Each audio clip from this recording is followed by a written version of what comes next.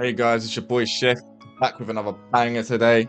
Today we're going to be talking about, is Bloodstrike dying, the state of Bloodstrike, everything to do with Bloodstrike, because your boy might even quit. No, I'm kidding, I'm just trolling you guys, I'll never quit. But the game, we need to speak about the game, chat. So, without further ado, let's get into this video. Right, the first thing I want to talk about today, guys, is the servers of Bloodstrike. Now, many of you do know me for playing Bloodstrike for a very long time now. Many of you that are watching this might not know me. I am a top 8 player in the EU server. I'm an EU main server. I've been playing on the EU since the global release. All of that good stuff. Yappy, yappy, yap. So when the game dropped, when I first started playing this game, I thought to myself, oh, this is amazing. This is great. There's a huge player base already. You know, you're getting engaged in fights. You're finding loads of high kill lobbies. But then as the months roll on, the game did increase in the player base for a short period. It was very, very active. That could be due to the success of Warzone Mobile. But we did see Bloodstrike thrive on the EU META server, which was great. Absolutely loving it, loving the game. Now we fast forward to December 18th, which is today. And unfortunately, the EU server is completely dead. Let me switch over to my EU account. Alright. So as you can see, guys, I'm number 572 on this server. The season started on November 15th. I have not played on this account for over a week. And I'm still in the top 1000. Now, how is a game that is thriving and they're trying to tell us and market it to us that it's still going well and everything's going great? How am I still in the top 1000 after a week of not playing? And I'm not going to sit here and say I tried my balls off to get all these points. No, it's nothing like that. You guys can check. I only play on stream. You can check how many times I avoid even playing on EU server. And the reason is because the server's dead. It died. Around 3 weeks ago, there was just decrease in player base. And the way you can tell that is, as a top player and playing the game for so long, when I'm matchmaking into my legendary rank matches, you can tell how good the game's going to be just from pre-game sometimes. You'll feel if the lobby's kind of fluffy and filled with real players. You'll hear a lot of gunshots, you know? And then you get into the game and you'll fight all these sweats and things like that. You're not really finding that anymore. You'll find 1 or 2 stragglers in the pre-game, and then when you get into the game, maybe there's 2 real teams, 3 real teams if you're lucky, and then all the rest seem to be bots. You're hunting around the whole map trying to find kills.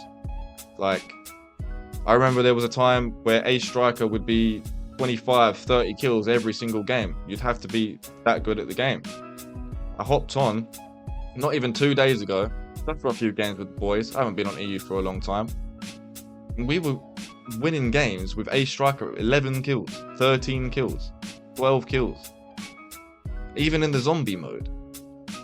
And I think to myself, how is that even possible for a game to die that quickly on a server? And we all know the answer, which I'll be talking about a bit later in this video.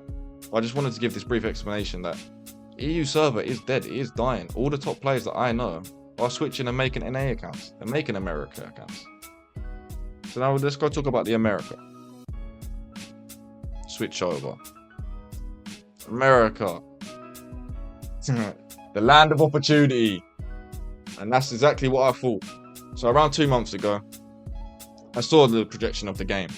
I saw that they were releasing events and things like that, and I hinted at new maps and all that stuff. We've seen in previous games, Apex Mobile especially. I'll reference this a lot in this video. Apex Mobile especially. As soon as they start releasing new maps and splitting the player base with FPP and TPP, the game just went crashing down. I said to people on stream, this is going to happen to this game if they release this zombie mode and they make it over a month. Or a month. It's Christmas. Why are we getting zombie modes in Christmas? That makes no sense. This should have been out for Halloween, for maybe a weekend. And then people wouldn't have got disinterested. You know? But we're here to talk about the servers right now. America server, amazing. I switched about 2 months ago. Amazing. Fluffy lobbies. If you go through my previous history, 23 kills, 54 kills, 60, you know what I mean? 72 kills, 30 kills, wins, 40 kills, higher kill games all the time. Lovely. Do you find that on EU? Of course you don't. But now on the American server, unfortunately, it is slowing down a lot. But that's not due to the fact of the server being dead or the server being dry. That's due to many other factors, which I'm going to cover in this video. So if you want to know, let's stick around, find out. All right, for the second part of this video, I would like to talk about optimization. Optimization is key in any mobile shooter if you want to have a successful game and a successful player base. We all know that. There's more lower-end device users out there than there are mid and high-end device users. You know, iPad Pros, all of these high-end devices, they're expensive. They're very expensive. For the price of an iPad Pro, you can go get yourself a PC. So, how do you counter this? You make a very well-optimized game that can run on low-end devices, not too, janky, has good movement, that everyone can play. Bloodstrike smashed it. Nail on the head there, didn't they? In the game first released globally on my iPhone SE, I don't even know how old that is. It's years and years and years old. 60 frames, smooth, completely. Now we fast forward to today. Same phone, same device, doesn't even get 30 frames in the shooting range. That is crazy. Every single update Bloodstrike have brought out has led to a decrease in FPS for not just high-end device users, mid-end, everyone. I run on a i5 12th gen with a 3050 graphics card on my laptop. I was holding 144 frames easily when I was streaming. Now every time I'm fighting or getting into a heated battle, I'm getting 93 frames. Yeah, it's still very high for someone like me. Don't get me wrong, it's still very high. But that's not how it should be, should it? There's barely anything in this game. There is no aspect to the game that should make the FPS that low. All they do is say that they're giving us better quality graphics, but then what they're doing is just putting more shaders and shading into the map and making everyone's game run a lot less smooth, So, the unique selling point for this game, in terms of how to market this, would be a very well optimized VR. But now we're in a state of the game where it's not very well optimized anymore. It's not. I'm going to be so real, it's not optimized anymore. And they keep saying and putting in little leaks and infos and their Discord sharing things. Oh, we optimized this, we did that. But it's all lies. The FPS proves it. And I'm sure many of you will agree.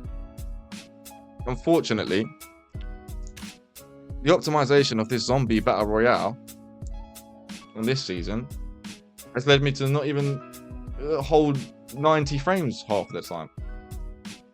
And that makes no sense. No sense whatsoever. Okay, for the third part of my rant, I'd like to talk about weapon balance. Now, in any FPS competitive shooter, weapon balance is key. You know this, right? There's not much to this game, as I said before in this video. It's a point and shoot game. It's easy to pick up and, there's not much mechanics you really have to think about. So you'd at least think that they get the weapon balancing and things like that right. Correct? Well, no. That's not what they've done. So, let me expose a few tricks at their sleeve. A few tricks up Nettie's sleeve. Firstly, we get the MCX. Great, we've got a new gun. New assault rifle, cool. Why is it the exact same as the Tag 6, but all they've done is add a 1.5 damage multiplier to the head?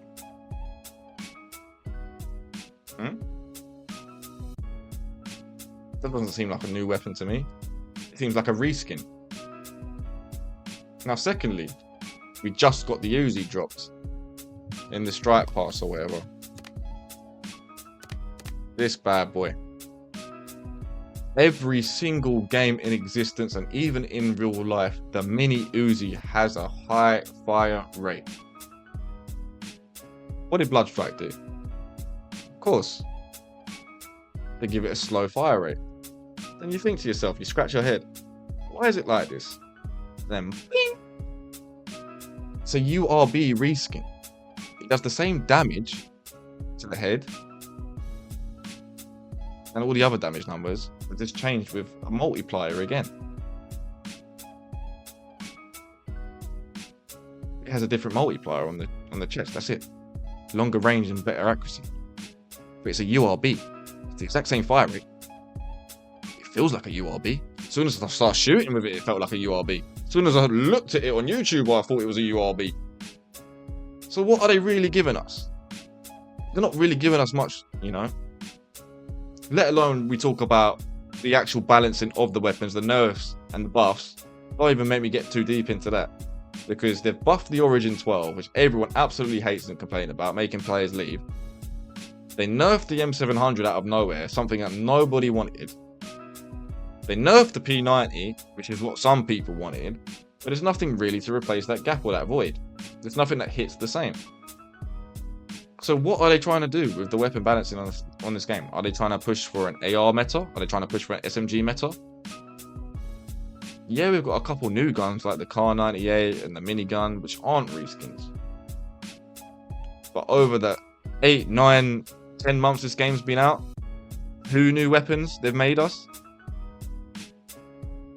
It's the same with the Strikers.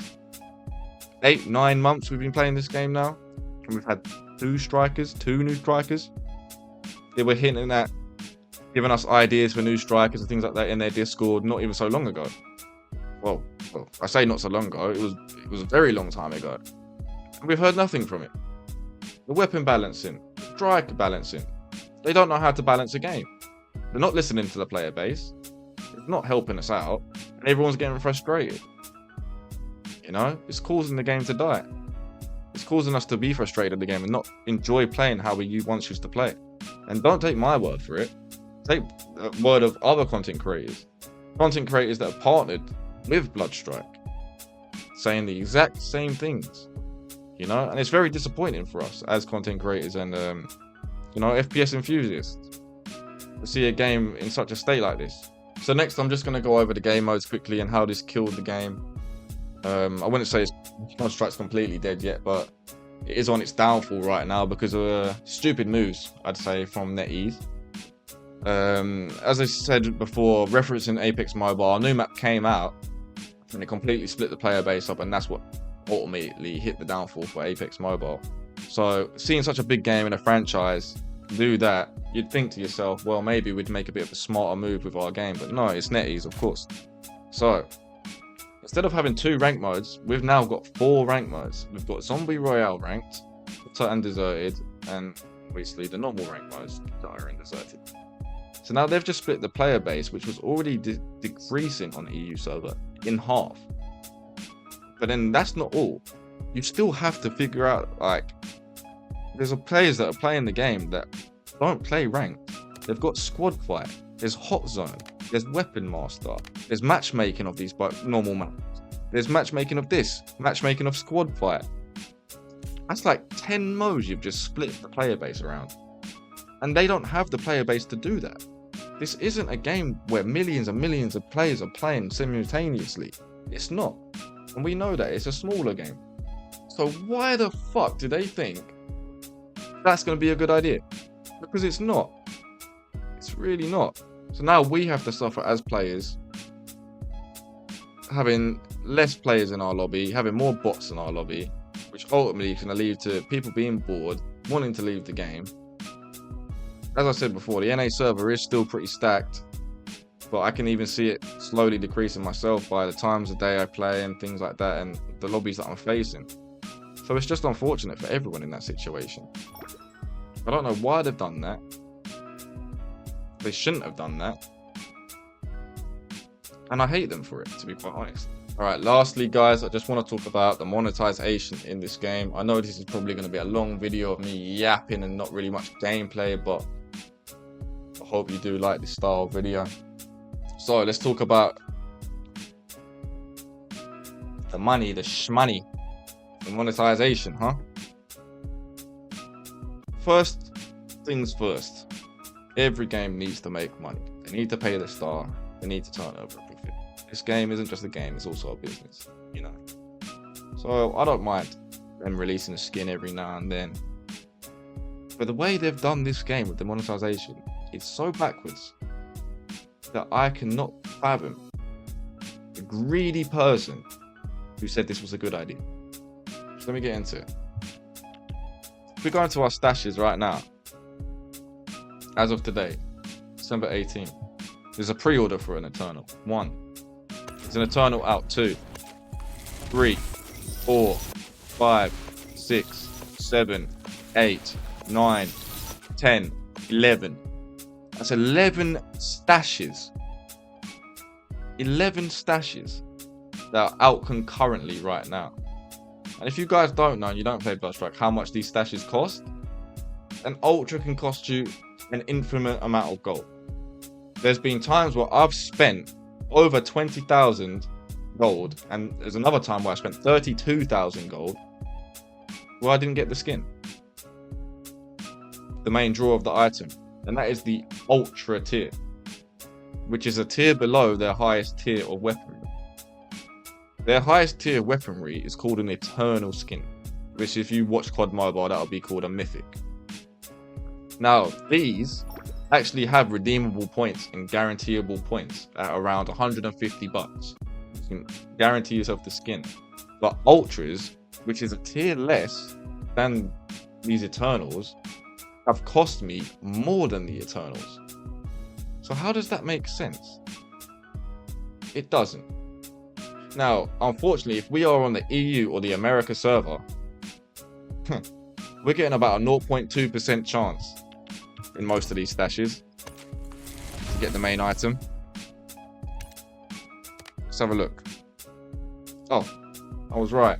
M4A1 Ultra, 0.2%. We've seen this in other games? Of course we have. Not a problem. The problem is faced when they are dropping skin after skin after skin, re-releasing skin after skin after skin, but we're not getting no content in this game. We're not getting our bang for our buck. We're buying skins for this Zombie Royale ranked thing that nobody likes, which dropped everyone's frames, which no one wants to play anymore because it's been out for too long. Should have been just a weekend event. And that's how they're profiting. Yeah, we do get a few good super sales and things like that, but where is our money actually going? Because it's not really going back into the game. If they were smart, they would have done map progression from the start. Yeah, your FPS would have been a bit lower as the seasons go on, but what can you expect from a growing game and an expanding game? Instead, they decided to split the player base in between all these rank modes and cut it in half. So now what are we left with? We're left with useless skins, really. No one's gonna look at your character in game and say, oh wow, you've got that Eternal skin, like, you're so cool. That's not how real life works. It's not. If you want to support a game because they're actually making progress, they're making good updates, they're listening to the player base, go for it. That's why I supported the game. That's why I spent so much money. I have not spent money on my own account for months now. They've lost one of their biggest spenders on the game because they can't optimize the game properly. They're not giving us bang for our buck. All we're getting is just skins. Buy our skins, shoving it in our face. We're being lied to all the time. They treat their content creators like shit. One of their content creators that they were paying over the America server, I'm not going to say any names, but he was the #1 on NA. He caught hacking and they banned him. But yet he had a content creator badge.